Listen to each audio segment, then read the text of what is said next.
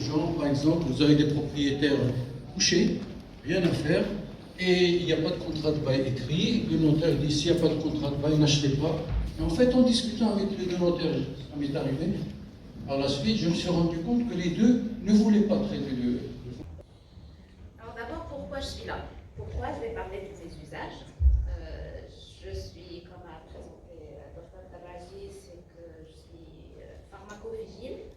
Et donc, juste pour planter un peu le décor, la pharmacovigilance, c'est la science et les activités qui sont relatives à la détection, l'évaluation, la compréhension et la prévention des effets indésirables et tout autre problème lié à l'utilisation des produits de santé.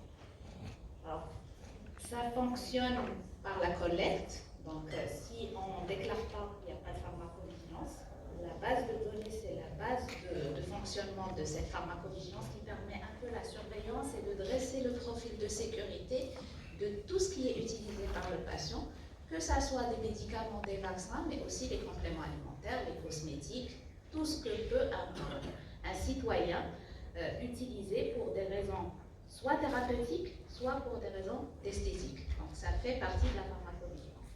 Donc le point le plus important, c'est qu'on part d'une collecte de données avec la déclaration des populationnels des fonds.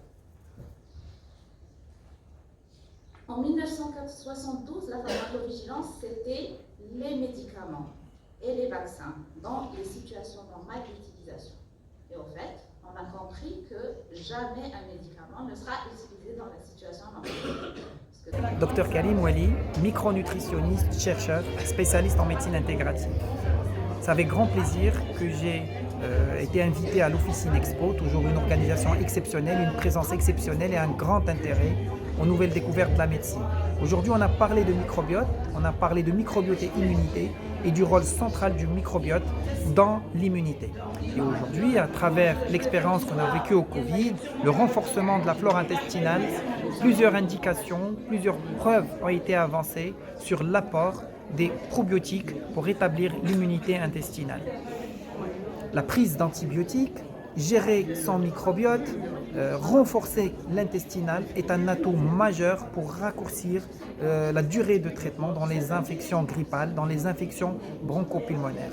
Prendre soin de son microbiote commence bien avant la naissance, l'intérêt des 1000 premiers jours, de la grossesse bien menée chez la femme enceinte, de l'accouchement par voie basse, de l'allaitement, de la diversification alimentaire jusqu'à l'âge de 2 ans est capital pour maintenir 80% de l'immunité qui se trouve dans notre